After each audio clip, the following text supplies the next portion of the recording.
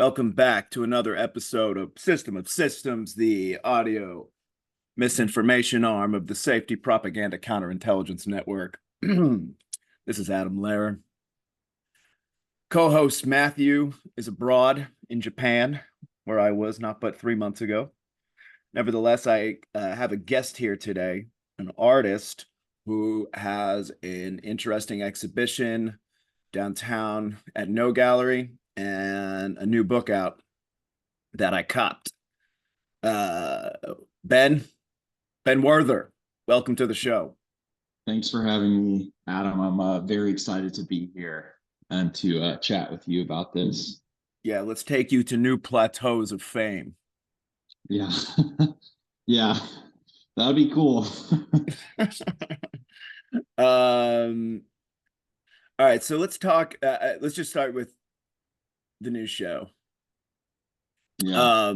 So the exhibition called "When You Can No Longer Speak, Sing Me a Song," series of photographs, sort of like a militaristic iconography in the images, modern warfare, I should say. How did this come together? What were you thinking about putting it together? And that's it. So the idea for me initially started with wanting to frame LARPing as a form of cultural production, or thinking of it as a sort of its own kind of medium. And so, yeah, I just started going to these LARPs that these people do. They're all, these like airsoft LARPs. It's called MilSim. And it's military simulation. And basically a lot of it is based on these sort of personal memories of, militaristic aesthetics, like you said, or iconographies, or these sort of memories of video games. And this kind of, some of it is sort of historical memory, and has some of the people who participate are actually veterans themselves. But it becomes a sort of, it becomes a sort of reproduction rather than a reenactment of history, which is something that's interesting to me, thinking about making art and thinking about this sort of, the ways that history is sort of reproduced and recapitulated. And when that becomes socialized, becomes a social system, I guess, what happens. So that was sort of the initial interest in wanting to make work about LARPing. And I'm sure I'll expand upon that over the course of this talking with you here. But I first sort of saw that kind of thing just growing up. Like, I saw people, I played a lot of paintball growing up when I was younger with my brother, and I would see people around. They were always like the older people who would be, super into it, where they would have, like really official fatigues and plate carriers and all that kind of stuff. And like, it was just like a whole other level. And it was something I knew about, but I never really thought much of it. I always just kind of like knew that was a thing that people did. And I thought it was cool, but I was never like, I'm going to go do that. It's like, it's like basically what these people are doing is very similar to like people that, wear knights, medieval armor and that kind of thing, and they'll fight each other in the park, So it's like a thing. I think it's something that people are aware of, but never. It's not. I think people in art are interested in having conversation about it, but I think outside of art, just for the sort of general, population, I think people are aware of LARPing as a sort of knights in armor, or a thing that people do as a kind of hobby, or like some type of social gathering, or cosplay, that kind of thing. Or even just in a broader social sense, everybody's basically LARPing as something. Yeah, which is sort of where exactly. Like, it becomes it's like I think it starts off, the sort of culture around LARPing starts as a kind of niche thing, and then it becomes micro, becomes macro. Yeah, because a lot of the sort of fascination with it, I think, also does have to do with that kind of relationship between the private and the public, and this sort of private memory becoming a public memory, and this sort of ways that kind of messes with conversations like identity politics, or whatever, these broader sort of art art conversations. But as far as like my intro to it, like I said, it was just something that I knew about. And then during COVID, as we all did, I had a lot of time on my hands. Yeah. Kept getting all these TikTok to me that had to do with MilSim and the sort of its kind of subculture, and they were all these videos of like like teenagers wearing, like a dev group kit that's, like a $9,000 kit, and they're in, their grandmother's basement on pile carpet. And it sort of had this weird mystique around it of being like,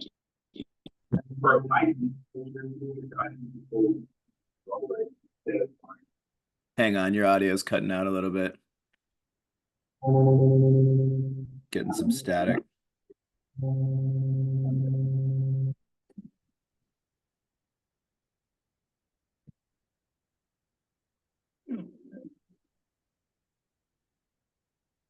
Can you hear me? Yeah, much better. Okay.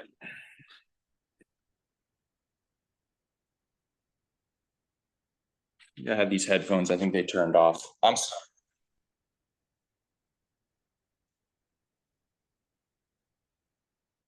can you hear me? Yeah. Okay, great.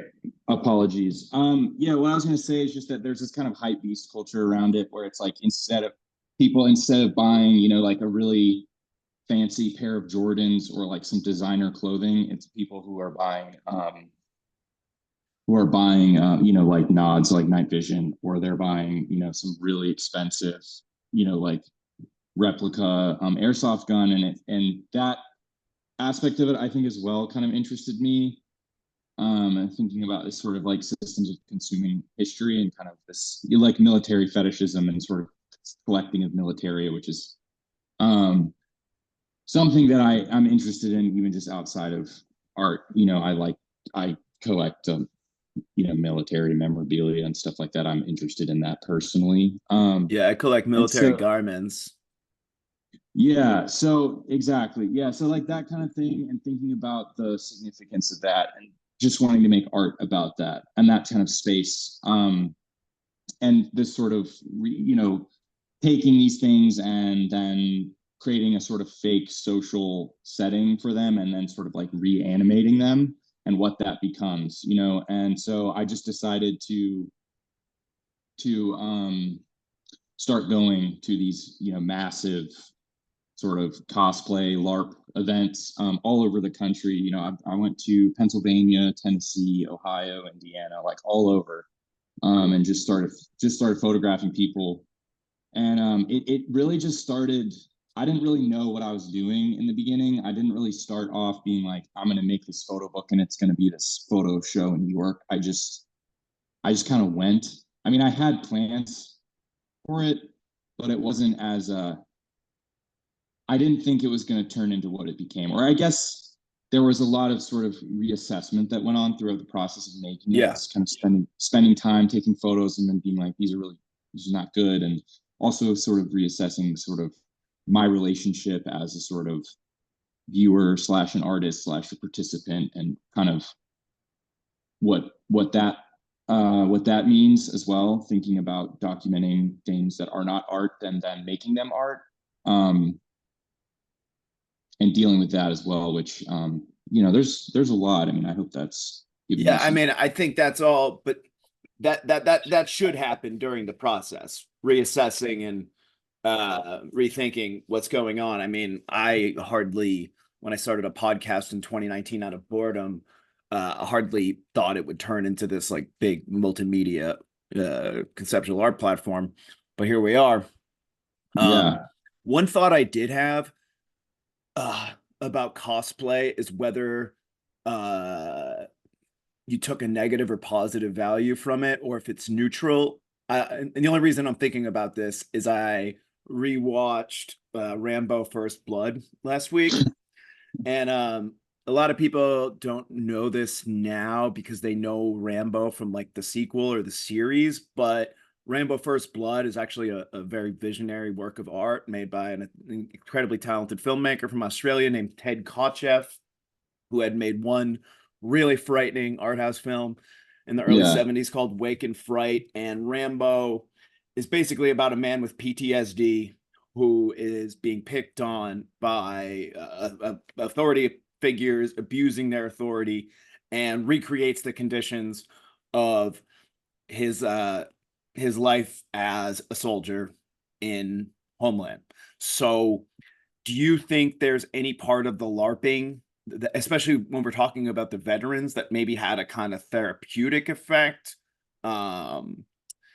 We talk about like, reliving trauma therapy, shit like Mhm. that. Do you think that the men or women or whatever involved had take anything healing from the activity? Well, there's a lot of layers to this, right? And first of all, I would say that yes, I do. I think it's good. I think it's productive.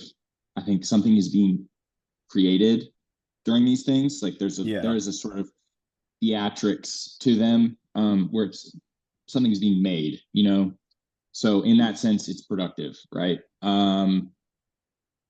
I think it's therapeutic. Yeah, I think there's different ways though that people sort of deal with it. It's not always, I think the sort of, oh, the veterans do it because it helps them with the PTSD. I think that's maybe a leaf on a branch of a much bigger tree. I mean, there's people that were there. Like there was this guy that I met that was there. One of the people that I talked with a lot, who his father was a ranger and his father had passed away. And so he was there using his father's ranger kit. And it was Wow. this way for him to sort of deal with the loss of his father and also to sort of create this kind of reproduction of his kind of personal sort of, I hesitate to use the word heritage, but like, it was a way for him to deal with this relationship with his father. So there's, yes, of course, there are people who have these sort of issues with PTSD and it has a kind of, well, I don't want to generalize on that also, just because I never really had any conversations with people like that. I think on my Yeah. end, that was always kind of an assumption of like, oh, there's probably some people here who have some pretty crazy anxiety and they're kind of here to sort of recreate some of these factors to kind of deal with this sort of misplaced anxiety, maybe because they're no longer in this sort of setting that sort of made them this way. Yeah. And I think Yeah. your comment about dealing with trauma and memory and this desire to recreate memory, I think that is a big part of it, but I don't necessarily think that it's always that, especially with people who are veterans. I think I'm also not a veteran myself, so I can't really speak to that Do you experience. have any friends who served in the Middle East or anything? Um, yeah, I I mean, have I have, one. yeah, I do. I know, I do. I do, and I don't want to get into like stolen valor territory here, but I No, I know, do. but that's another interesting topic we could go into. But Yeah. The thing about this though is that it's like once it becomes like too real or too political or too well, when I say political, I mean like the sort of stereotypical assumption of the politics that it could be, are yeah, yeah, then yeah. beginning to be projected onto it.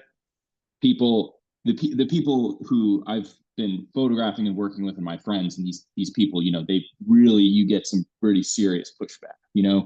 Because this thing, it's very similar to the sort of community that's around this. It has its own hierarchy, right? And it has its own like, it's almost like a niche punk rock scene or something where Yeah, a there's a subculture. hierarchy. Yeah, and there's clout, and there's all, a lot of these guys would even hate that I was even on here talking to them about this. You know what I mean? Because I'm like, I'm not the guy compared to them. So I'm just glad to go and photograph it. But as far as like, is it therapeutic for people? I mean, I think it is. I think LARPing in general is therapeutic for people because I think Oh, it for sure. I think it helps people address sort of questions around agency and ownership over their personal identity. And like, I think it's also something that isn't therapeutic because it creates anxiety. I think it's a big question mark. And I think but overall, I think it is thing that I was looking at, I think is productive. Because something's being made. And I also, I mean, another layer of this question and this conversation as well is thinking about some of the sort of social conditions that we are met with as artists or people interested in making things, which is that, you know, there is this kind of assumption sometimes, depending on how negative your outlook is, that nothing new can be made, or that everything is a sort of remake or a biopic or a remix or whatever. And so doing these things like MilSim or these like LARPing stuff, I think is a really good way to kind of address that condition that I think in many ways feels sort of suffocating for people. And I think that it addresses that sort of social or cultural condition very in a really head-on way that makes it, that sort of is like, it's a cope, or like it deals with that and uses that as a way to create something new that is, like we've been saying, sort of 100% based on memory, right? Rather than being a reenactment, which is different, you know, because there's war reenactments, and then there's this LARPing thing, which is not a reenactment, but it kind of is, and it sort of gets into this kind of fetish territory, and it's you know, what, like the simulacra or the simulation. It's, you know, there's a line, you know. Yeah, absolutely. No, I think what drew me to the work, you know, I see a lot of art, and I genuinely don't care a lot about contemporary art anymore, but I think something drew me to this, which is that you're looking completely outside the art world into a new world that was unbeknownst to me.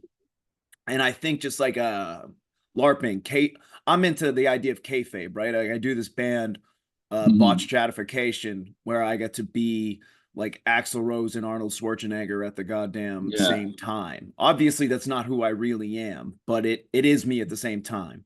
I think this sort of like identity exaggeration or this hyper reality of yourself is like a rich grounds for creativity, simply because it's like it's the only thing that kind of responds to a world that's perpetually fluid and in flux and constantly shifting and changing and sort of lacking in meaning. Exactly. Yeah. Exactly. No, exactly. That's exactly, I could not agree more. And I think that is the appeal for me. Like you said it perfectly. Like it is that sort of space of, you know, flux on like this identity and the ways that we are sort of convincing people that like you are Arnold Schwarzenegger, you are, you know, Adam. I mean, know, it's not like, that hard, line. but yeah. I mean, it's dude. But you know, like that like whatever it is that people are doing to convince others, yeah, right? Whether it's social media, whether it's, you know, working out, whether it's, you know, the books that you read, whatever, and sort of creating this kind of image board, like inspo avatar for yourself, that then you sort of like your desire drive as a person becomes just completely invested in then becoming that thing, and everything you do is a sort of function of that. I mean, I think that's a lot, like you said. I think for me, all of the really interesting art right now, I feel like, is going that direction, you know, is about this sort of like creating, you know, perverting personal mythology and sort of like accepting this kind of condition of it's not invested in, I guess, I mean, it depends on how you define materiality, but it's like a lack of material, you know, and it's more it's also a social self-defense mechanism to an extent, because we're in such a privacy eroded reality that you have really no choice but to have a projection of yourself on the internet. So if you can exercise control over that projection, then you can still maintain some kind of distance between that image and like my personal life is very boring. But in public I get to be something else, and and nobody asks questions, you know. It's like, you know, it's this sort of like performance of identity, you know. But then I mean, which is, you know, part of, there are a lot of other conversations, and there have been other artists in history, and there, you know, obviously a lot of conversations going on around identity now.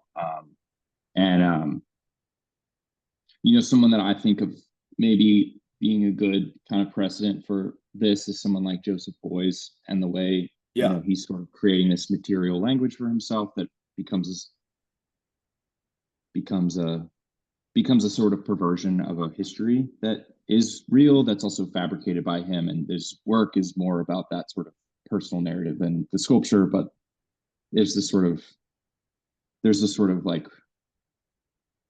it kind of decays over time, I guess, in its representation. Like that sort of feeling of needing to convince, or that sort of insecurity, or yeah, these things. I feel like, and I do feel like a lot of it does come from maybe it does come from a place of sort of nihilism, because so little of it, or at least the way that I feel, I think, is truly rooted in like creating something, like I said earlier, like something new. Like it's not really ever about becoming the individual. I mean, it is, but it's, in many ways, it's about like taking these sort of like movie references or film references or music references or things from the past, or when things were still good or when there was still hope for the future, and taking things from that time and then trying to bring them into now. And then that's the thing that you're being. It's like, how are people actually choosing these sort of avatars? You know what I mean? Because that's its own kind of selection process that I think has its own Pastiche. implications. Yeah, yeah, pastiche. Yeah. Yeah, and like, I mean, obviously there is a lot of topics, discussions about identity. I just often think that they're not the very interesting ones to have. It's often like immutable genetic traits and how those affect your life.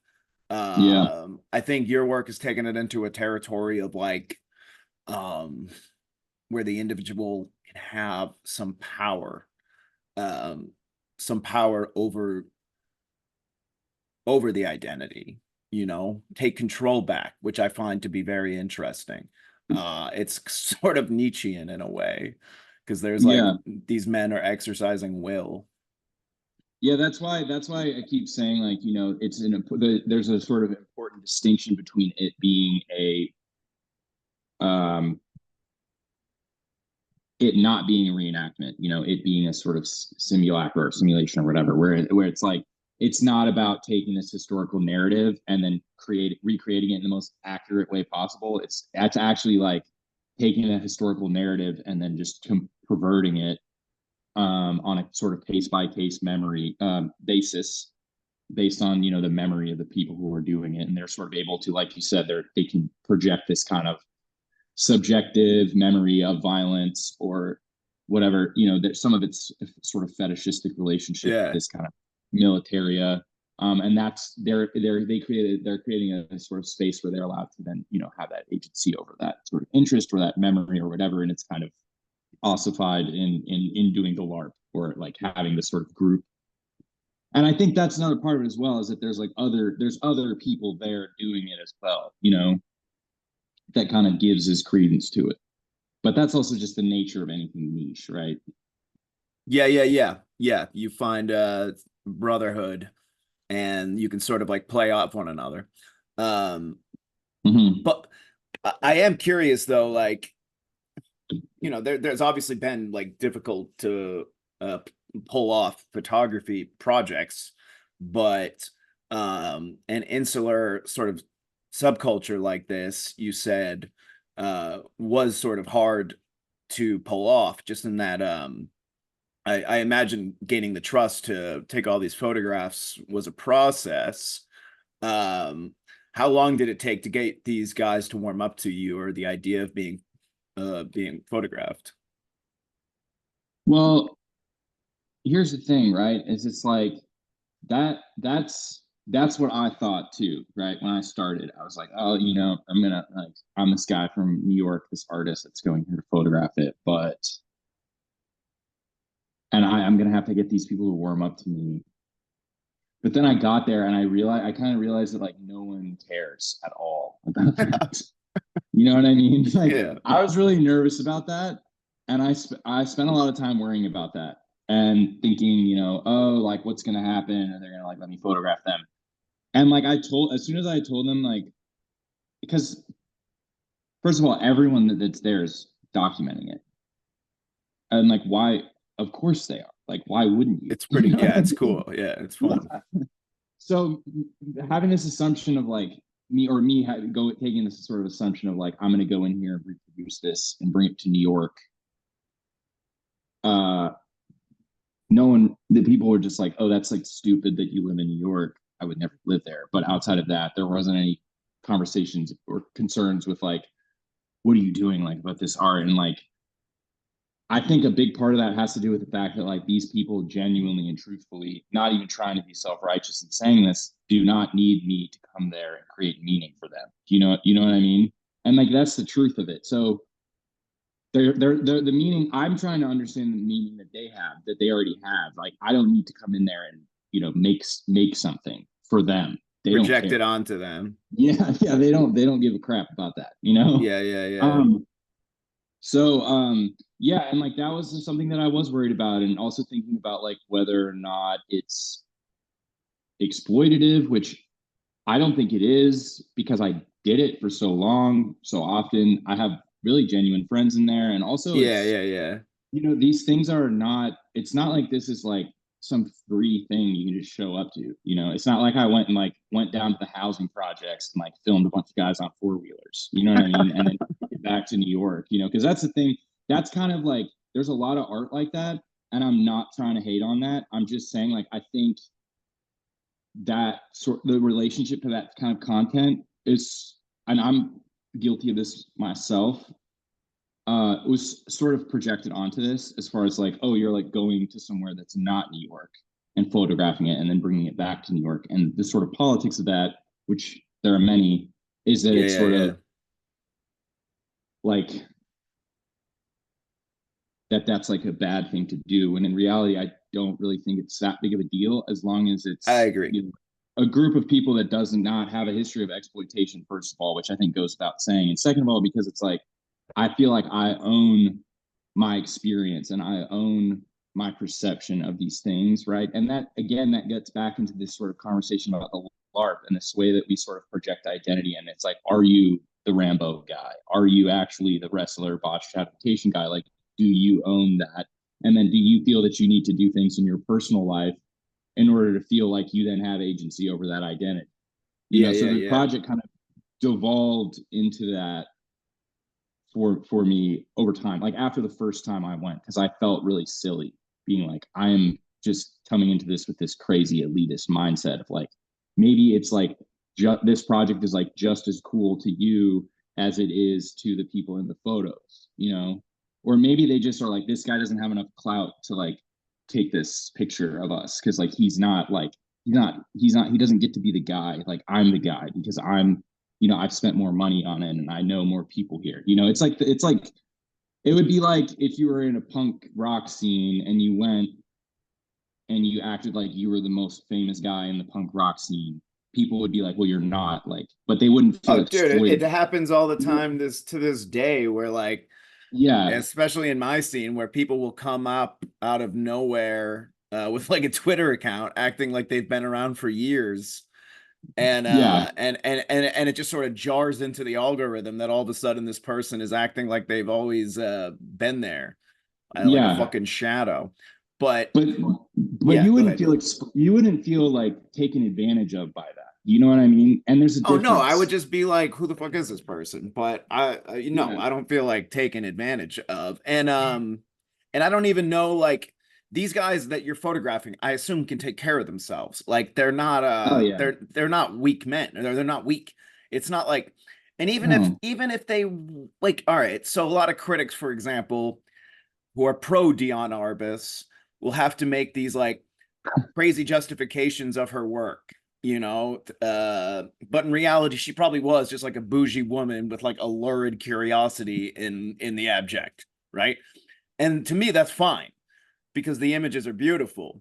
But in this case, I don't even think it's that sort of controversial. I think you just kind of found an interesting yeah. subculture, and it was worthy of documenting.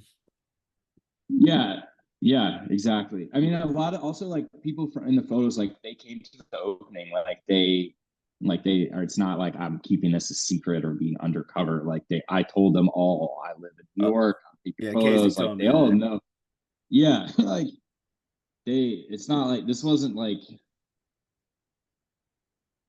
yeah, I don't know. Like it's not, it wasn't, I thought it was going to be a big deal. Like this question you're asking is such a fair question because that's a sort of assumption I think of a person that's maybe like myself, just because I reached that conclusion, overeducated, maybe too overeducated and Yeah. overthinking it too much. And I have this idea of myself that like I went to the school that I went to and I'm this artist in New York and so me going there is different than like, my other friend going there who, whatever. But it's not. I mean, that's all bull crap. It's not real. you know? 100%. It was interesting to me that you brought up Thomas Ligotti to me because I just did I had to do an interview on a podcast for the 10-year anniversary of the True Detective season 1, which of Yeah. course rips dialogue from the conspiracy against the human race Yeah. in a really phenomenal, interesting, great way, delivered Yeah. beautifully by Matthew McConaughey at his best. Yeah. Um, but yeah, where are you on Ligotti, and how is his cosmic pessimism influencing this project, or how you think in general? Well, so this is a great question because it ties in really well with what we were just talking about, as far as like if people, if the people in, if I'm being, um, um, if I'm just being a fool and going here and thinking people need me to create meaning for them when I don't, and photographing them is not enough, then what is enough? So then I started thinking about what is it that I'm doing as the artist who's a participant and not just like a kind of anthropological type dude, and so I started thinking about like what is it that I am making around this? What am I doing? And I had a number of ideas for things, but I kind of that's kind of how I began to arrive at doing a book because I was like I wanted to make a book, right? That would be about these events and sort of using these photos from these events to sort of create these images that look both real and not real and historical and hyper political, but also not political. And so Thomas Ligotti, I had read Teatro Grotesco, um, which is a collection of short stories of his. Yeah, I actually never Um, read that one. I only read that's Conspiracy and Songs of a Dead Dreamer. that's too bad, man. Because I think Teatro is his best work. I'll check There's it. some, yeah, there's some really, really good short stories in there. It's the most, because a lot of his work is very, very like too Lovecraft for me. Because I like Lovecraft, but Oh I yeah, like, I love him personally. yeah, well, so I'll cut to the chase here. Basically, I liked Thomas Ligotti and even the True Detective thing, like the way that you're taking something that's from his writing or sort of the mythos of his writing, and then kind of putting it into the movie and creating this kind of continuation or this appropriation of an idea that is itself designed to be appropriated, Yeah, yeah. and that the output of people like Ligotti or Lovecraft or Robert Chambers with the Yellow King, who's like the antagonist, or Yeah. they're creating Carcosa. stories.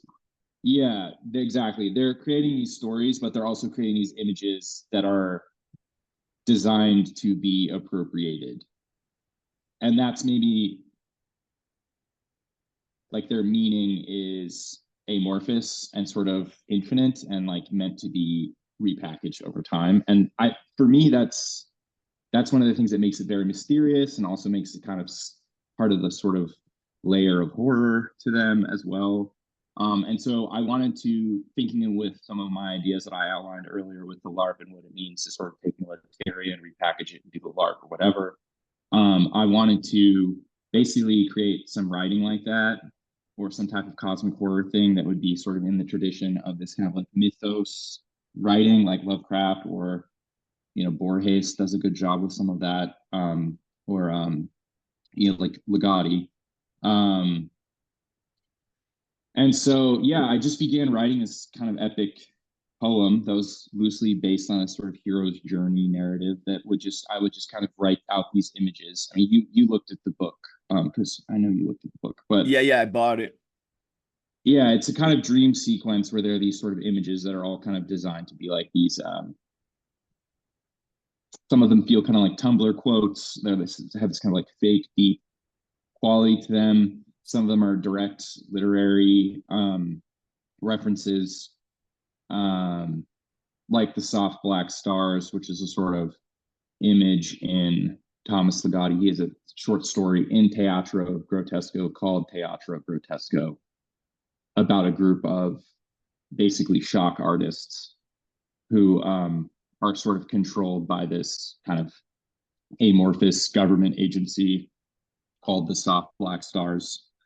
And there's also a current 93 album Yeah, named that he worked after. on them with.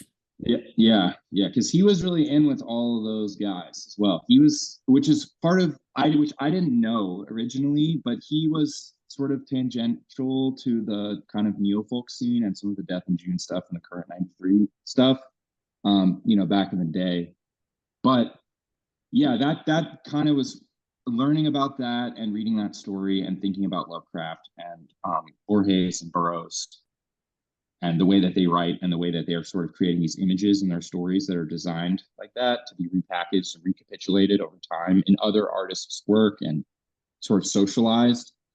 That was a big inspiration for me, or just influence, and as far as thinking about what it is that I wanted to make around the project, which was also in thinking about that kind of thing. There's a lot of examples of that, like someone like Maggie Dunlop, who wrote the essay for me. She's really good at that as far as like creating these kind of images that could be viral and then they become viral, but they're artworks, but not everyone knows that they're an artwork. But like, right, you end up seeing slowed and reverb Radiohead playlist on YouTube that then it's a photo of her getting bitten by a dog, and like that's how the artwork exists, as this kind of it becomes this kind of artifact or something, of her and the sort of mythology around her, which that's yeah, I just think she's also a good example of that as well. It's another sort of person that I worked with on this. But yeah, Ligotti and cosmic horror and just the way the cosmic horror works, I sort of wanted to use that as a sort of framework to talk about what the images meant to me personally, and also as a way to sort of talk about this line between something that's completely amorphous and gigantic, and also something that is, not real and, minuscule as well, which I feel like Lovecraft does a good job with, is this sort of, I guess, this sort of like sublime quality that it has as well. There's another yeah, he's thing an amazing prose stylist. yeah, like this idea of so a lot of his stories, or with Ligotti as well, reading them, I feel a sort of deep calm, even though they're kind of horrific narratives. Like Thomas Ligotti has a short story called The Bungalow Tapes that's I would highly recommend to your listeners. And it is very scary, but I sort of feel overcome by a deep poem whenever I listen to it, and I find myself in a very meditative state, kind of fixated on it.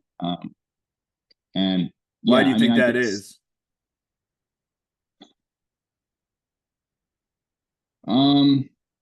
Something about that, perhaps there's something outside our perception. um, I mean, I think it varies from person to person. I think for me, it probably has to do with the fact that I am personally a very anxious person. Yeah, me too. And looking at sometimes certain types of violence, looking at images of violence, I think sometimes it's the same way that something like EMDR would work, right? Where you desensitize yourself over time to these sort of violent Yeah, images. Clockwork Orange, eyes peeled open with the specula. Exactly.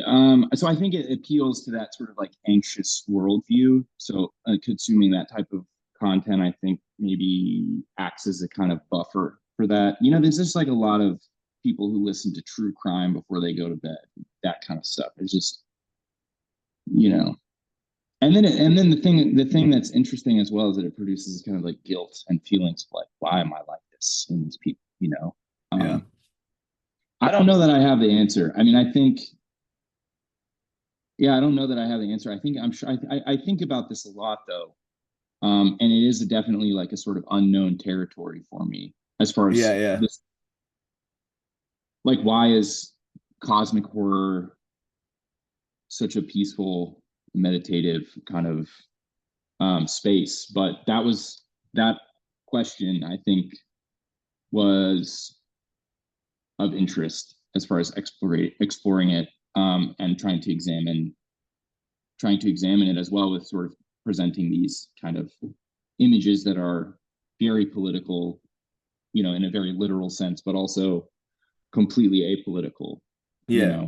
in that they're not real and it's cosplay. And, where does the desire come? And where does this sort of like, maybe there's a sort of fetishistic urge that um, embedded in them in the same way that I think there is for a lot of people with the kind of fixation of true crime. A lot of these kinds of questions, and someone like Ligotti, I think, scratches that itch. Yeah. Yeah, it's interesting. Like when my then girlfriend, now my wife, and I first started dating, obviously I was showing her a bunch of stuff that I was interested in. And there were a couple occasions where I showed her movies that she really like, that are disturbing movies, but I mean nothing really pierces me ever. Uh I remember I showed her Lars von Trier's Antichrist and it fucked her up for like days. And then And recently I was in Osaka for my friend Dom Furnau's music festival, and she fucking hates industrial music, but she was a trooper throughout most of the festival. But Genocide Organ did a 70-minute performance. I will admit that it was fairly relentless and bleak.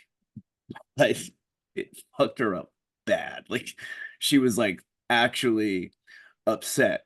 And it's it terrible. just, yeah, yeah, and it just reminded me that, like, not everybody has these kinds of sensibilities. Like, I can understand what Genocide Organ's doing. They're trying to evoke hatred or whatever. But if Yeah. you are not someone who is acclimated to that, or who is looking for like something more sweeping in art or whatever, that can be like an incredibly uncomfortable experience. Um, do you think Yeah. like do you think the cosplays themselves were scratched your intrigue with images of violence, even though it was all basically pantomimed? Well, I want to be careful here as well, as far as like, I think it is person to person, because there's stuff that I can't handle. Like, I'm Yeah, gonna be yeah, yeah. honest. uh, and I think I'm not trying to sort of cite the whole text here as far as talking about just all violent images. And like I said, I think there's part of the LARP socially and also aesthetically, and some of these images as well, that is sort of, I think, appeal to a kind of anxious personality like my own.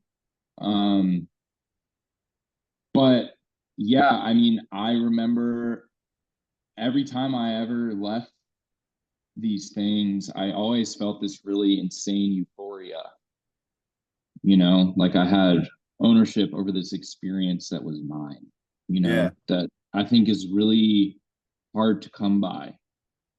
And that, I mean, that's the sort of thesis of our conversation right now, right? It's like, that's, you kind of get to own that thing in a world where ownership feels like it's on the decline. Literally Um, and figuratively. Yeah. Yeah. So yeah, and that to me, that was just a really crazy euphoric high. Like I enjoy running a lot, and it was the sort of feeling of like, doing a really, really long run, and the way that you feel after, like coming out of this LARP, it was, yeah, it's euphoric. Yeah, Um, yeah, yeah. I used to run competitively. that's awesome. Yeah, no, because That was like 60 it, pounds ago, yeah, though. yeah, yeah, because I think it appeals to this kind of desire drive, and it like, yeah, it scratches that itch, and it is something that I enjoyed participating in, and I enjoyed photographing it, and it's not like it wasn't like, someone had a gun to my head, or I was like, I don't know, like it became, I hate to even say like it became a studio, but yeah, it's like I really enjoyed it. It made me feel really good about myself to participate, to meet people, to yeah, to sort of think through it and what the implications are. And another thing that sort of is interesting about this as well is that I noticed over time, like I can't go to these things anymore because it's gotten to be too expensive, because everybody wants to go. Like the attendance is like tripling every time. Like the last Huh. time I went to, there were over 1,000 people. The first one Holy I think was like, shit. yeah. So they're getting like massive, and they're getting a lot of. I don't really want to say the name of the organization, but Okay. they recently had. Well, I just don't want them to get mad at me, but It's all good. but but they had that girl Hey Luan. You know who I'm talking about? Which one? Hey Luan. She's like the psyop girl or whatever on The no TikTok. North Korean? Nah, no, she's like an e-girl basically, and Okay. everyone's like, I don't know, maybe anyway. They had that girl at one of their more recent events, and they're getting these like influencer people. There's a lot of people from sort of the gun YouTube side of YouTube Okay, that yeah. promote it. What's Like her name? Hey Luan? yeah, I bet you've seen it, dude. It's HAYLUJAN. You've probably seen it. Maybe not though. Haley Luan? Uh huh. Yeah, she's like an e-girl, Oh like yeah, she's psyop. adorable. Yeah, she's like a psyop, like obvious fed, and then like everyone's like, "Oh, you're fed," and then she's like, "Oh, I'm a fed," like trying to joke around about it. But it's like, yeah, okay, I guess it's all on the open. But anyway, yeah, like Garand Thumb, he went to one of them, and I think he did like a big YouTube thing about it. It's like there's a lot of pretty pretty big like influencer type people who go to these things, and it's gaining a lot of traction. I personally am of the opinion that this sort of LARPing thing is like I just kind of have been saying, like I think it's going to become more pervasive, and I know it's a sort of pejorative term these days, but I could see it becoming normalized into the future, and there being different types of LARPs. They already have it in Poland. They have a 4th of July LARP, which is crazy. And it's like all these Polish people that just go live in a trailer park for like a week, and they just act like, this sort of America stereotype. Um, and like I think it's getting bigger. I think it is going to probably be like maybe like a little bit more normalized. Maybe not. I don't know. It's like how conspiracy theory has become really normal. Yeah, Like exactly. I was thinking about this conspiracy earlier, theories. actually. I like resent when people call me a conspiracy theorist because every conspiracy that I've ever talked about has become like 100% true. So it's often like the term itself is used to just like write off like very obvious observations, you know? So I think as people are realizing that conspiracy, or what we call conspiracy, is often just information hiding in plain sight, it's going to become less demonized to be someone interested in quote unquote conspiracy. Yeah, but and I think I mean it kind of already has, and I think as also with the conspiracy theory conversation, I think that it's become a sort of like content creator buzzword. Yeah, exactly. It brings in the views. I mean, even if it's like the dumbest one ever, it's like if you have the discussion about the thing from the iceberg, it gets all the views, you know? And Yeah. I think that's part of the appeal as well, is that people are more interested in the kind of mechanism of it than they are in the actual conversation around, you know, Yeah, whatever. exactly. And it allows like institutional authority to create like false equivalences between people saying different things.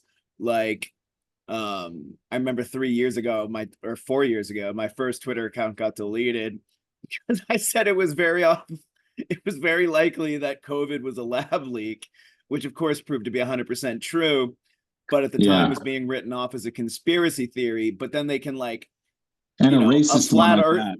yeah, and a racist conspiracy theory.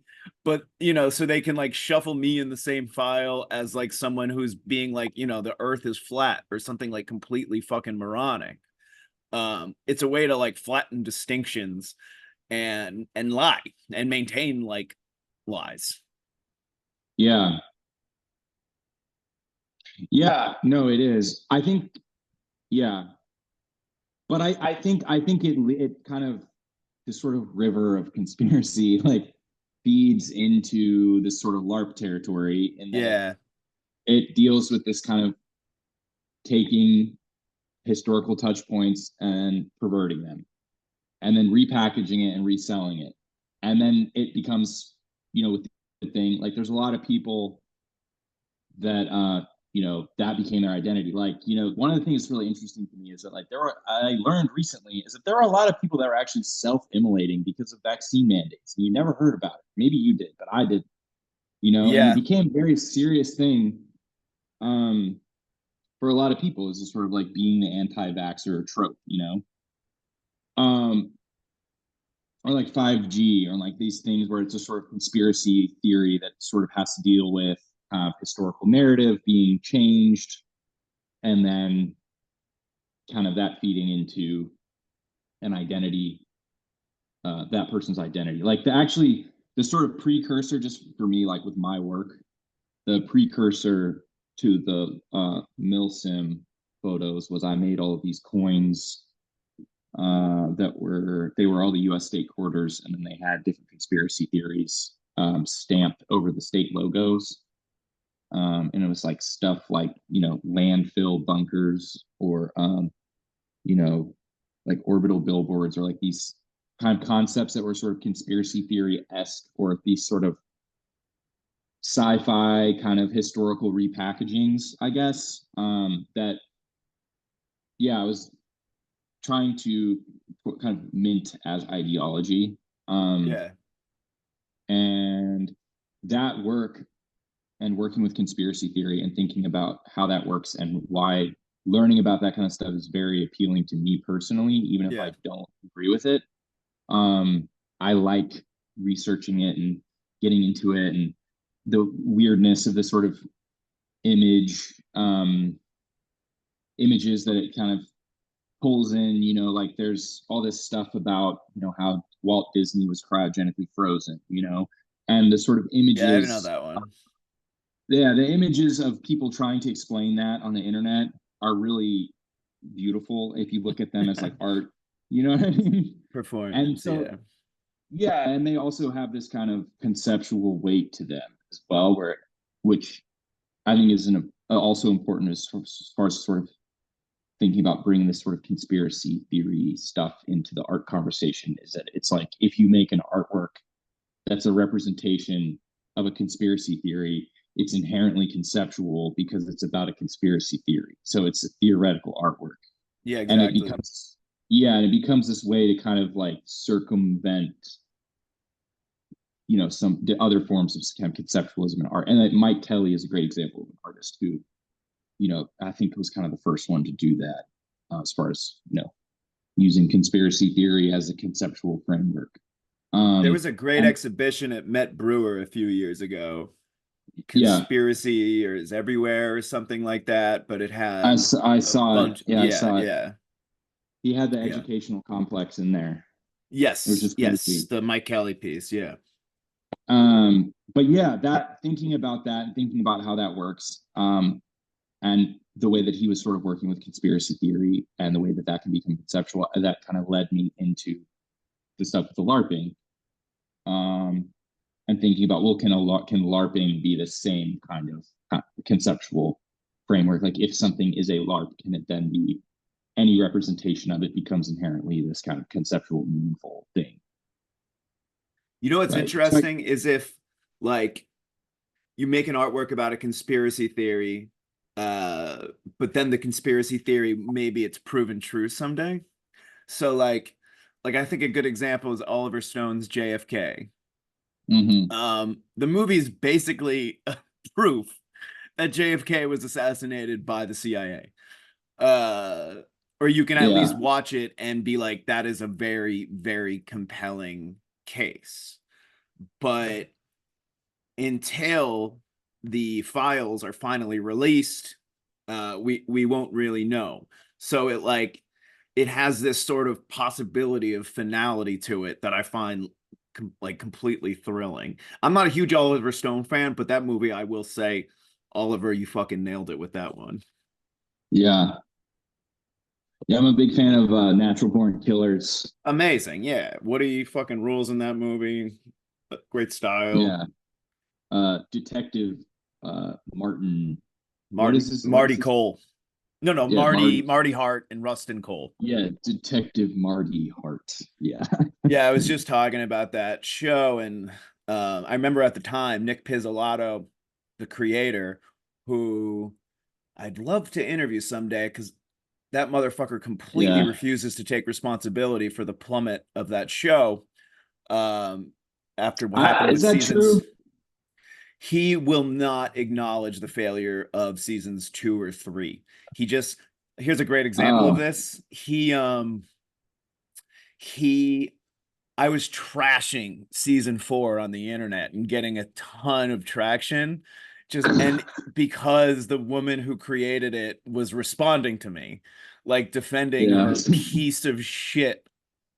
piece of shit story devoid calamity. And Nick Pizzolatto caught wind of it and started retweeting me. But then I clarified, uh, let's not let Pizzolatto completely off the hook because the only reason this season 4 happened was because the interest in the show had already plummeted over the last 2 seasons that allowed HBO to just hand over the reins to this rando. Um, so like it is interesting because season 1 is perfect. Like it's completely Yeah. inspired. Everything came together. Amazing technical director, great script, phenomenal actors, and it was perfect. And then season 2, it's like, what the fuck happened? Very curious My about that. Yeah. my understanding is that with season one, like the thing that made it so different on a sort of trying to imagine Nick Pizzolatto's perspective is that he was writing about the place that he grew up, because that's like, those are all the places he grew up. And like in the show, when they go to the strip club and he has to talk to the That's bartender. his world. Yeah. No, but Nick Pizzolatto is playing the bartender. Oh, right, because right, in, right, right, right. I remember that. I remember that. Yeah, yeah, yeah, yeah, yeah. because in real life he worked as a bartender at a strip club, you Dope. know. Yeah. And so it's those things, those little details, because those are the things that make it so real, and those are the things that make it so great. And I think I personally don't have a big problem with season 2 or 3, but that's just me. I think season 2 had some big narrative failures to it and complete superfluous character in Taylor Kitsch's character. And I still kind of am not really sure about what the crime was or what the Yeah. conspiracy was. And there was also like an accidental homosexual interaction between Vince Vaughn and Colin Farrell's character that the show never seemed to like acknowledge, even though they'd be saying like the gayest shit to one another. There was a lot of It's things. funny. It just seemed like it was like coming from a different artist entirely to me. But I have my own theory about what went wrong, which is that I think the primary crux of season one is in the dynamic between McConaughey and Marty, or Rust and Marty, and in that like it's kind of a beautiful story about the bond, unbreakable bond between two men conquering evil together and getting over their personal issues. And at the end, they're embracing Yeah. each other as brothers. And it had like a real beauty and meditation on heroism. And I think season two, like a lot of the criticism, like positive criticism about season one was about the setting. So I think HBO falsely assumed that that was the main thing. Like, let's give it a setting. So season two, it's like we're doing a take on LA noir. Mm-hmm. I think they just probably let him do whatever he wanted, and then he Yeah. was like, "Let me see what I can get away with." Yeah, lost the system of checks and balances or something.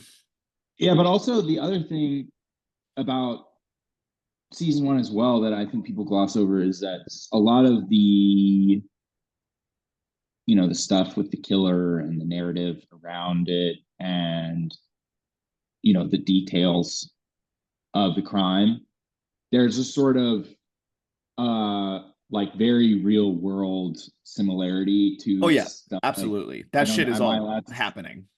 am I allowed to say Pizzagate on your podcast? I No, don't dude, know. for sure. That is like all But that's what I loved about it, is it like it it's acknowledged that evil is real and it's happening, yeah, you know? and it appeals to this sort of like the spiral thing, that's a real thing, all that stuff.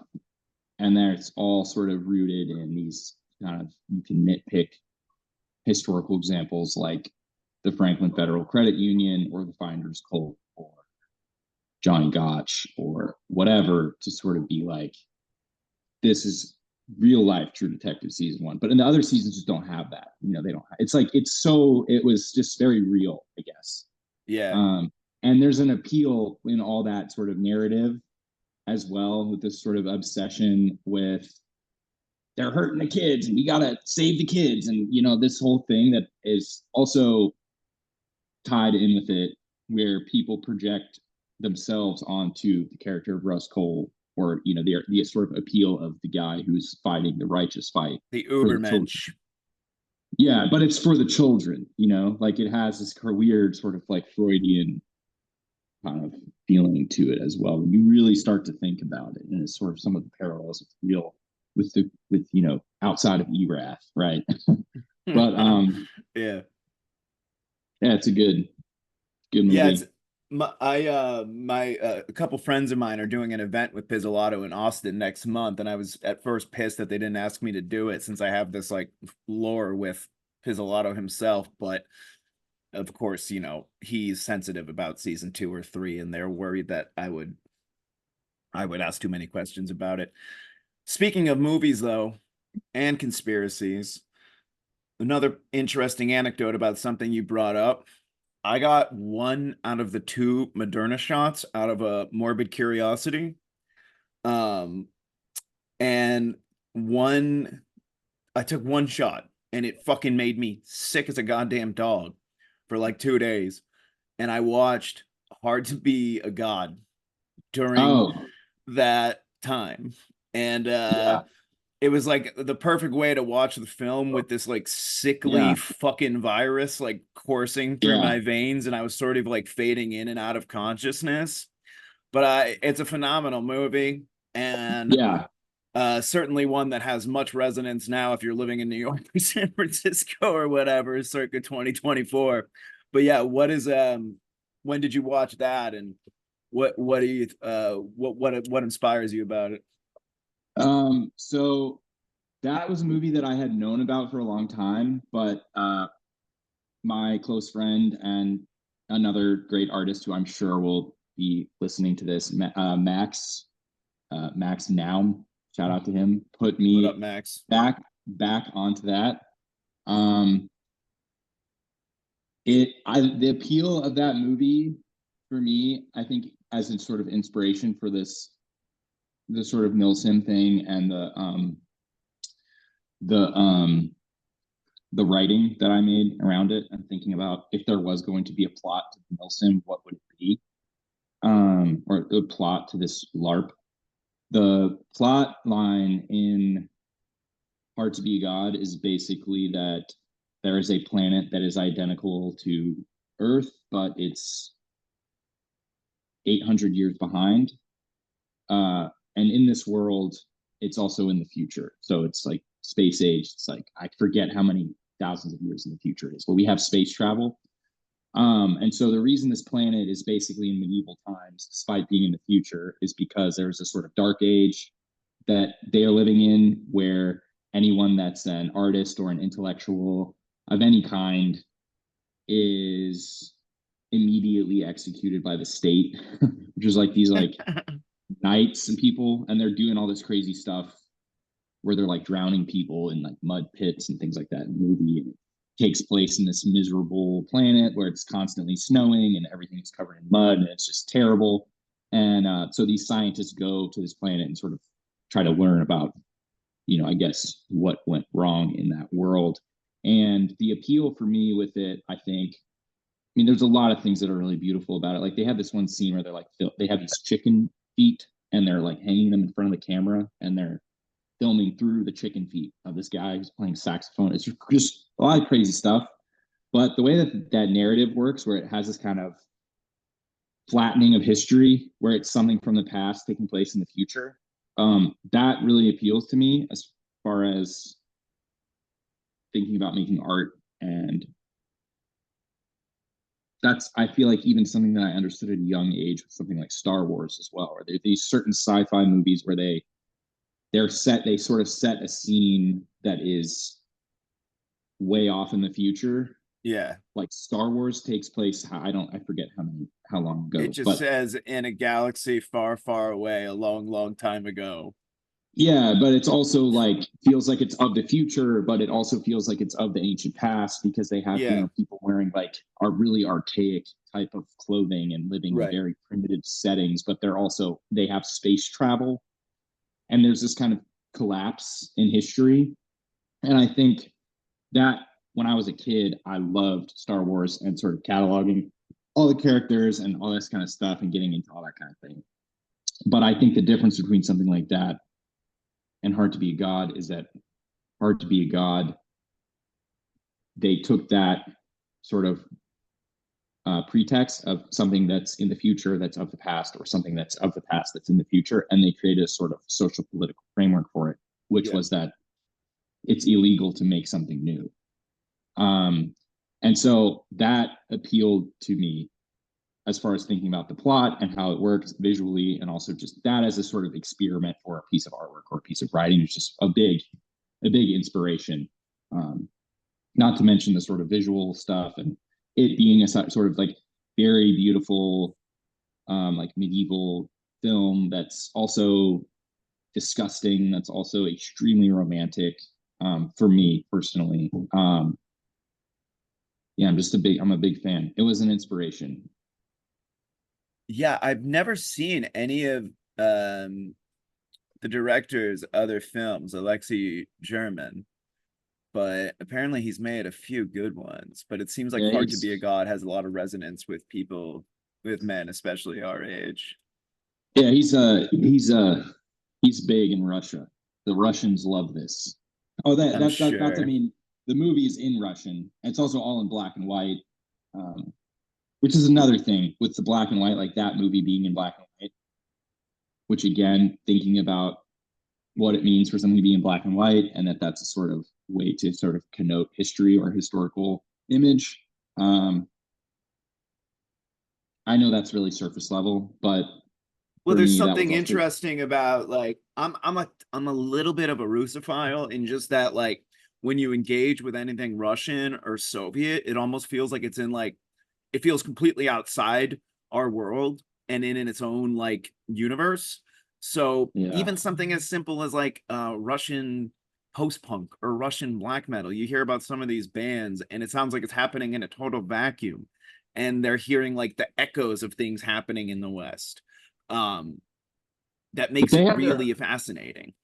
But they also have their own stuff as well. Like Max, the guy who, you know, really sort of was like, no, you need to take a closer look at this. He is Russian, and he has put me on to countless things, and they have their own stuff over there that's would totally appeal to a sort of American audience, but it's very Russian. Like they do their own. It's terrible what's going on. Like I think there is a lot of cultural exchange between the U.S. and Russia, especially online, and with a lot of these subcultures. And yeah, you know, they just declared us an enemy for the first time in over 100 years. Or no, yeah. sorry, for the first time since the Cold War, not 100 years. I just like how Putin was like, Klaus Schwab is a legitimate military target. It's so funny. I mean, he is hilarious. The interview he did with Tucker Carlson was amazing, where he was just like so dismissive of Tucker's intellect, and he kept being like, I thought this was going to be a tougher interview. Whatever. Yeah. You know, I mean, he's not perfect, but he is very funny and he's very intelligent. Yeah, I don't want to get too deep into like taking a stance on Russia. Into pro-Russia here, but yeah, I had a guest like 3 weeks ago who was like adamantly pro Putin, and he sounded like he was coping. I have a lot of Russian friends that I love, and they are being treated very unfairly. Yeah. And it's terrible. That's what I would have to say about it, I guess. But Hard to Be God is great. It was a big influence aesthetically, and also just the way this the whole thing I think is just brilliant. And it's based on a Russian novel by the same name, which I have not read yet, but I've heard is even better. Oh man, I gotta check that out. Yeah. Joseph Campbell, Here with a Thousand Faces. I have read that book actually. It's just Campbell, famous myth understander. Myth understander. Myth enjoyer. Famous myth enjoyer. But it's about his conception of heroism, which certainly definitely ties in with a couple of the other things that we've talked about and your project. But what did you take from this book? Do you think heroism is something that exists in a pure way, or I don't know how to frame this question. Let's just talk about the book. Yeah, well, so the book is basically about the hero's journey and what that looks like and what that means, and analyzing that as a sort of archetype, a cultural archetype, that is both a literary construct and also maybe a social construct.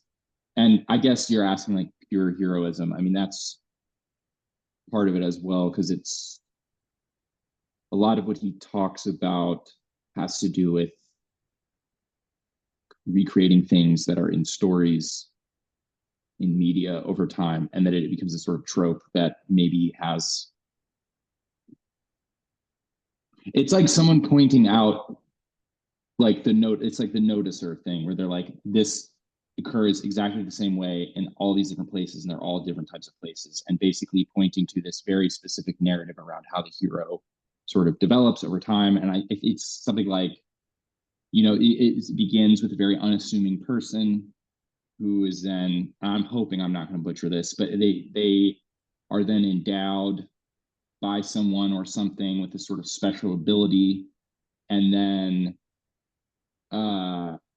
some type of conflict or whatever it may be arises, and they have to then deal with that conflict, and they happen to be in the right place at the right time, and this thing that they have allows them to then undo that, or save the world, or save the whoever it may be. And then they come back into the real world, and then there's a sort of moment of reckoning with the thing itself or the person that gave them the thing, and that this is the sort of like archetypal narrative that is being constantly played out in fiction and in nonfiction and in real life. Yeah, for sure. It's always been there, and that it always will be there.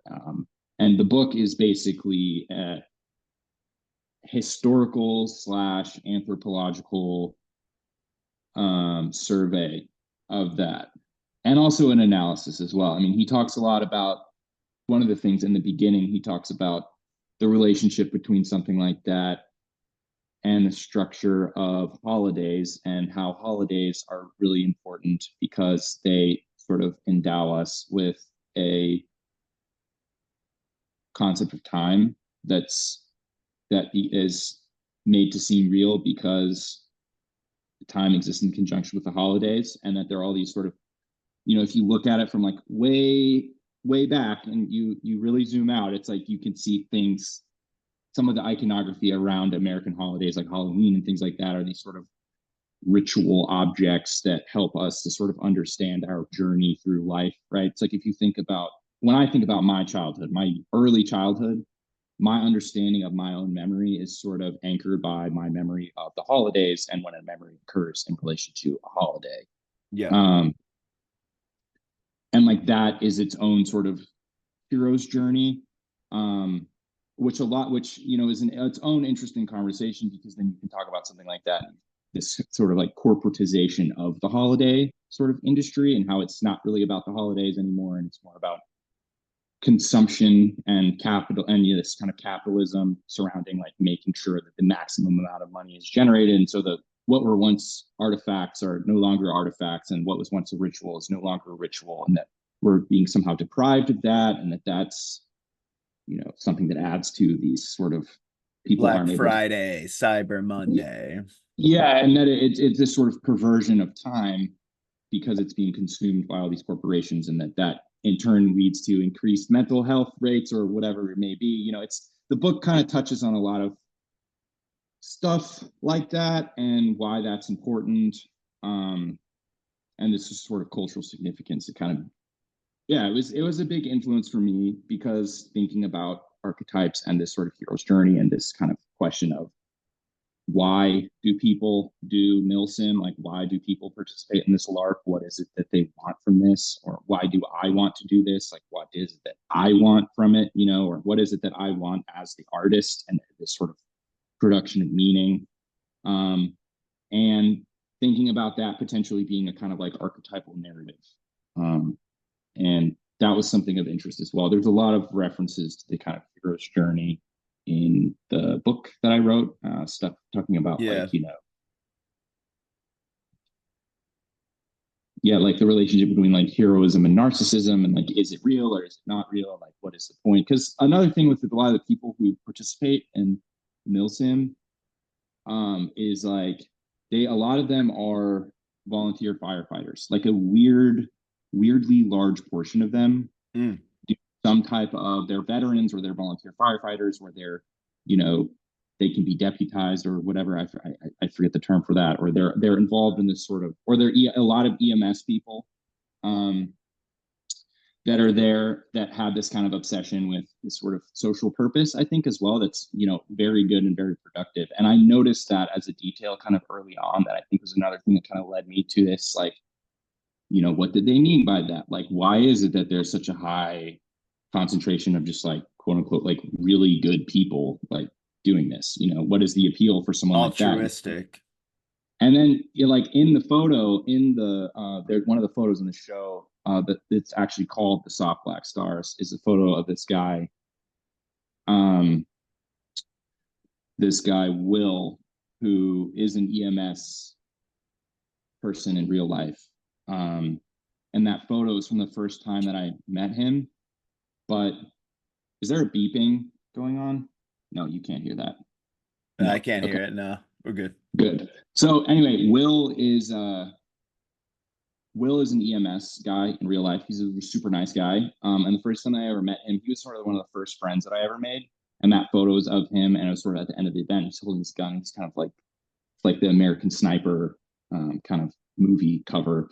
But every time I would see him after that event, like at the next like 2 and 3 that I went to, he stopped bringing a gun, and he would just go and just carry water for people, and he would just go and do the role of the medic for people, which I always thought was so interesting, because it's like he's a medic in real life, and it's almost like it's not enough for him, so that he then comes to this other thing and is also a medic here, which is just so interesting, Yeah, to that me. is. And I don't necessarily know that I mean, he's not, I'm not trying to like dissect him or his psyche or anything like that. But, instances like that, of which there were many, with just talking with people and making friends, kind of pushed me towards thinking about like heroism and what the hero is and that kind of thing. And that sort of path led me to finding the hero, hero with a thousand faces, and thinking about this kind of literary trope of the hero's journey, for the purposes of creating a piece of writing around around the event. Yeah. Well, I think in general, there's like a renewed interest in heroism because people think it's like necessary again, or like I think men in particular have felt like a part of themselves is being denied by the culture. So, there's this UFC fighter, for instance, Mike Money Moicano, and he rose up recently. He beat the fucking piss out of this guy and got a knockout, and then had like this legendary speech afterwards. And he's Brazilian, so he's got like a really funny accent, but he speaks pretty good English. And he's like, "When I retire from the UFC, I will join the SWAT team so I can kill the bad guys and fight for Jeez. American freedom." And it's a perfect example of the line between narcissism and heroism, because I think in one sense he is gratifying his ego, but I think he might also have an altruistic belief in fighting for good at the same time. Yeah. You just brought up American Sniper. That's a bit more of a complicated case, I think, because what was his name? Chris Kyle. Chris Kyle. Yeah.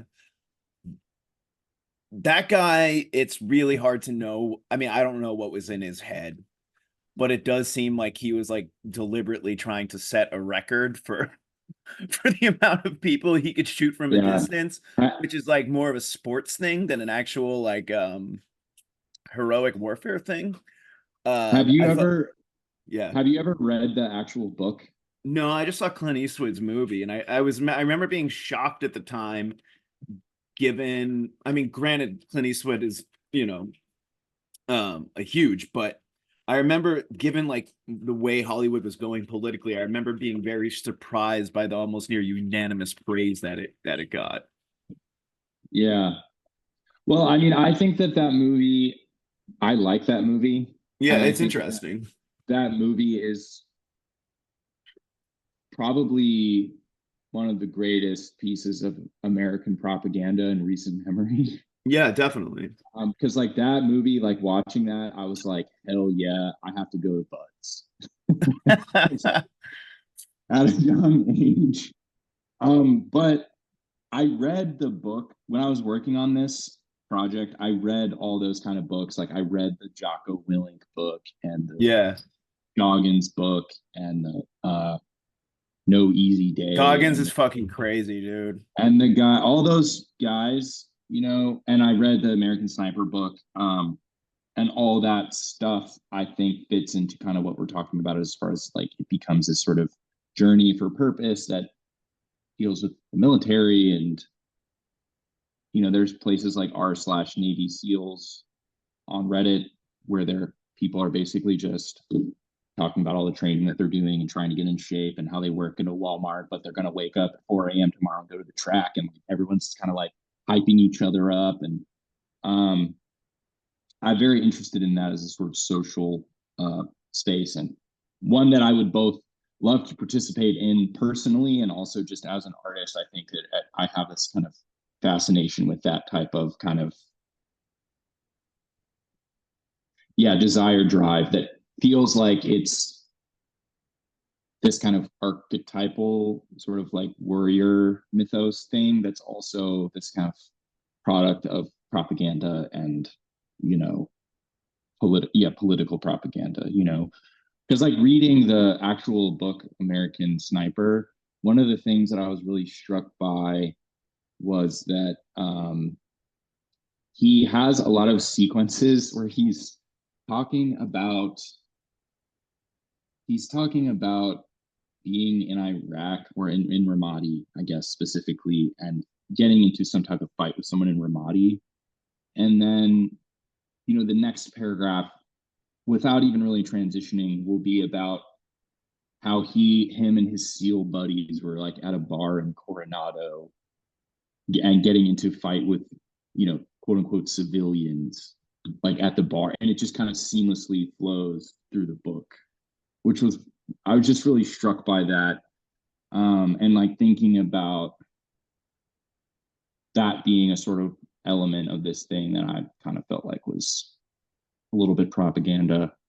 Oh, I mean, those guys love to buff themselves up as like tough guys. Goggins does it all the time too, where he challenges like a top level mixed martial artist to fights, and then gets his fucking he does. He's right now he's training a UFC fighter named Tony Ferguson, who used to be amazing, but has lost his goddamn mind to CTE and is subjecting himself to like Goggins torture. And it's only making him worse, because like running 60 miles a day is not necessarily the best way to prepare for a fight. But yeah, his like psoas like doesn't exist anymore. yeah. And I'm not here to say that these guys aren't tough. Of course they are. But like, to say you can beat like a guy who's trained for hand-on-hand combat at the highest level, it's like, come the fuck on. All right, it's a different thing. But at the same time though, I am not bringing this up in the conversation to like make fun of no I'm not making fun. I'm just like, I like that kind of stuff. Like, I'm not gonna lie, I love to consume that type of content. It really genuinely appeals to me. Yeah. I read Goggins' book, dude. He's a fascinating guy. He's a maniac, but that's what makes him fascinating. Yeah, I'm more, and I think in the context of the hero's journey, I think I'm more interested in how those things work, like how that works. What is literally, right? What is the mechanism of it? How does it operate on me, and then how does it operate like socially as a sort of construct? Or maybe part of what I'm saying is also just because I have this kind of thing that I do where I look at everything as art, which like I probably shouldn't do that. I do it too, dude. I consider a lot of things, and this is like a lot of my favorite artists, I think, do the same thing. Matthew Barney, it's like his interest in athletics, and Chris Burden, his interest in self-sacrifice and pain. Like, this is all raw material as far as I'm concerned. Yeah. It's to me true going to me as well. Yeah. It's true. It's a really genuine interest. It's not about like being clever. You know what I mean? Absolutely. And I'll be straight up, like watching True Detective again for that interview, it made I wish I had become a detective sometimes. Like, yeah, hell yeah. the way they show Rust working seems like art. Like, he's like slowly unlocking this mystery through this diligent method. And you're like, this is fucking cool. This is like dedicating yourself to something really meaningful. And why wouldn't someone be interested in that? These are people who like genuinely self-sacrifice for something outside themselves. And it goes back to, again, and it goes back to what we were talking about earlier with cosmic horror and the sort of meditative kind of calming state that it can bring on, because Rust is this kind of strange, rare archetype where he is a man with an incredible purpose, but he's also someone who believes in a lack of purpose in the world at the same time. And those I kind of think, or what I took from it is that his philosophy, his cosmic pessimism, was sort of his LARP, was sort of his like justification for his pain. But at the end, he you know, after he almost gets killed, he says to Marty, and they have that beautiful moment together. He says, I did see a light. I did feel the warmth of my daughter and my dad.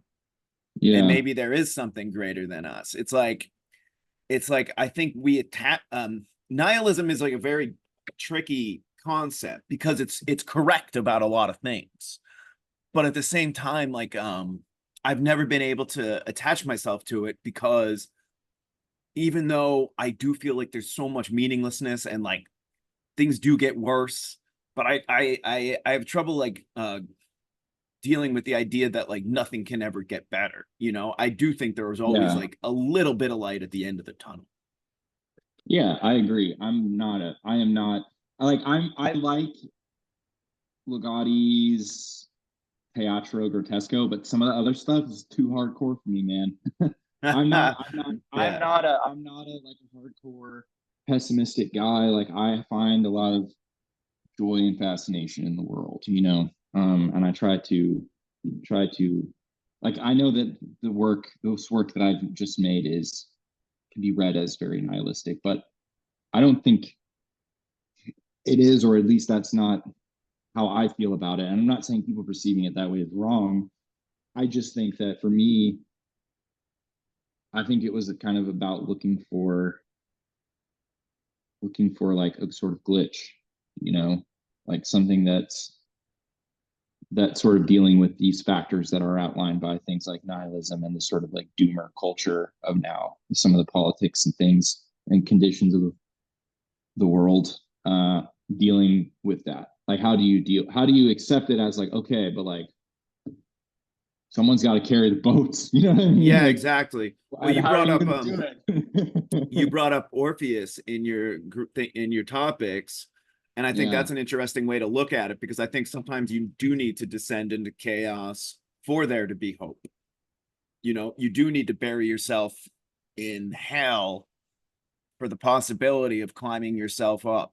And my only hope for the world as it exists right now is that we're in the hell that we're gonna be, and that or we're like close to it, and then hopefully we might start dragging ourselves back to the surface.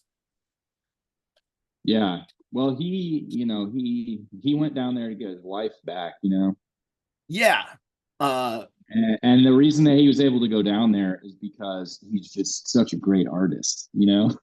Like literally, he's such a great artist that he's a demigod, right? Or he's either such a great artist, he's either an artist because he's a demigod and he can do whatever he wants, or he's a demigod because he's such a great artist. I forget which one it is, but yeah, he's, you know, I think it's Cerberus, like three-headed dog. He's just wooing everyone with his music and his cunning demeanor, and he's able to get down there and they let him do it, but then he's in the end he's overcome by desire, right? Which is like this desire to look back, which is sort of where I think a lot of this like kind of drive towards heroism comes from, you know. Yeah He's willing to go so far, but in the end is sort of it's the desire is so strong that it sort of cancels him out, you know. And it ends up being not real, you know.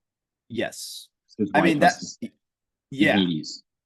But the possibility that he could have pulled it off to me is still in like I always go back to that myth because like to me, like, you know, to go there to get your wife and then bring her out, it's like a metaphor for bringing love back into the world, back into his world, but back into the world in general. Like you have to descend into hell to bring joy back.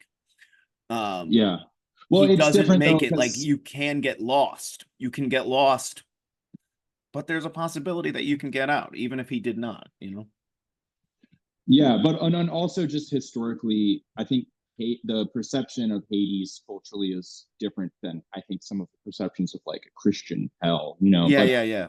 I think your point still stands as far as thinking about like the underworld, like the real world and the normal world. And that was another thing with Orpheus specifically thinking about the LARP, and that, you know, when you're in the LARP, you're in the underworld. And that the underworld can never be brought back to the real world, and that it will always end, you know, when people stop LARPing, you know, but it also persists I mean, there's a lot. There's yeah. That's a. I think that's yeah. I don't know that that's necessarily like a traditional hero's journey in the same way that, gosh, what's his freaking name? The guy who gets the woman back from the Minotaur. I can't remember his name. Me neither, but I'll Google it really quick. It's not Achilles, is it? I can't remember. Yeah, what's his name? Because his dad. But anyway, that's more of, I think that's more of like a traditional heroes. Theseus. Yeah, Theseus. Yeah, yeah. Yeah, it's not Achilles. Yeah, it's Theseus. That's more of a traditional. Yeah, that's more of a traditional hero's journey, and I think also the pretext for that story is kind of True Detective pilled in the sense that I think it's King Minos who created the labyrinth and the Minotaur and has kind of decreed that like they're going to sacrifice all these children to the Minotaur every year, to the bull, and then Theseus is the one who sort of like breaks that. I mean, he's very like rust cold. Yeah. Like, in that sense, but I'm not like a mega expert on this stuff and I'm still learning about it, but it's very interesting. And looking at a lot of these things and trying to draw parallels with more modern contemporary stories that appeal to me has been a productive thing for me just personally and also as an artist. Dude, have you ever read Sarah Kane's plays? No. I think you might like them. She was this British playwright, definitively Gen X. She operated mainly in the 90s and then killed herself, but sort of connected to that pocket of creativity in the UK in the 90s, whether the YBAs or Galliano or McQueen or whatever. You know, there was all this interesting stuff happening going on in the UK, but her plays are all basically modern renditions of myths. There's Phaedra. There's this one called Blasted that I believe does Hippolytus. Amazing writer that I've written about before. And I write plays, so I read hers really? just to I like. didn't know that. Yeah, I've only staged 2 of them so far. But I'm doing one on August 3rd called The Breakups, which should be pretty fun. I'll be there. In New York? Yeah, it's at a Sovereign House on East Broadway. Okay. Yeah, I'll be there. Yeah, thanks, dude. But yeah, I think you would like her stuff. She's one of the, sometimes plays are hard to read just as plays, you know, because they're meant to be staged, but her work is just like brutal. And beautiful at the same time. And if you're interested in like myths and stuff, she's good. Yeah. Well, and the myth is like, you know, it's a very academic way of looking at LARPing, you know. Yeah. It's like it's all myth making, right? It's like the myth of the dev guru operator, right? And then but it's not someone who will do that. You know, they go to Pennsylvania and do it, which is cool. I mean, it's sick. Yeah, no, it's definitely cool that like average people are kind of dealing with this kind of concepts, you know, or like people not invested in arts or conceptualism or whatever. And I think there are interesting things about the modern world that make that possible, or maybe it wasn't always. Yeah. Yeah.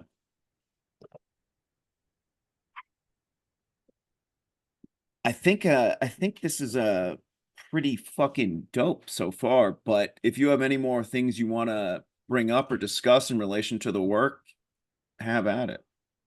No, man, I think I really appreciate you having me on here and talking with me about this. It's been really great. Yeah, man, the work was really impressive. I love the concepts behind it, and I hope it does well. Yeah, it's been doing well. No shit. Yeah, people like it. I haven't gotten any negative. I was a little surprised. I was like, oh, they're gonna take me down a couple pegs as soon as this comes out. But everyone's like, oh yeah, this is like, I get it, and like being very thoughtful and interested in discussing it. And yeah, I think part of that maybe because of the writing, but also maybe part of it is because I'm making an assumption about people that is maybe unfair. People generally, like what the art world wants, and I think a I couple of may have years been ago wrong you would have about been that. right. Yeah, like I think things are shifting. Yeah. Um, I think things are shifting in a positive direction to an extent. Once in a while, I'll get a stark reminder that we're still living in a perpetual post 2016 landscape.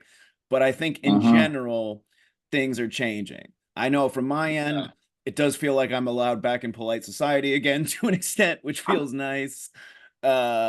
So I think there's like some positive movement happening. Yeah. Well, I think people are ready. They're like ready to start making things again. I don't Yeah. know. And I think there's a lot to be said about this, but yeah, I mean, I think that the world is healing, right?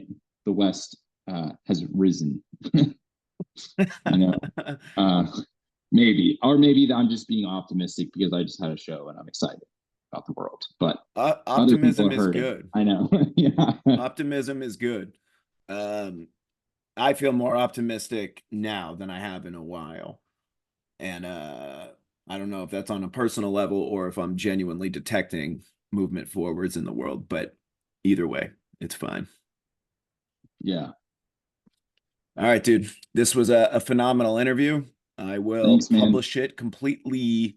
I'll publish it free to the public so you get as much attention as possible, and Thank you, I will man. hyperlink to the book in the show. Thank you so much. It's the book is not available online yet, but it will be uh, as soon as possible. All right, I'll include that then. Yeah. Yeah, hopefully we meet in person soon. Yeah, Um, man. I'm I'll let around. you. Where do you live in New York? I live in Chelsea. Okay, cool. Yeah, I'm up way up in fucking Queens, so I'm only downtown once in a while. But next time I'm around checking out Gagosian or whatever, I'll let you know. Yeah. Yeah. Hit me up, man. All right, dude. I'll talk to you soon. All right. Peace. Later. Bye bye.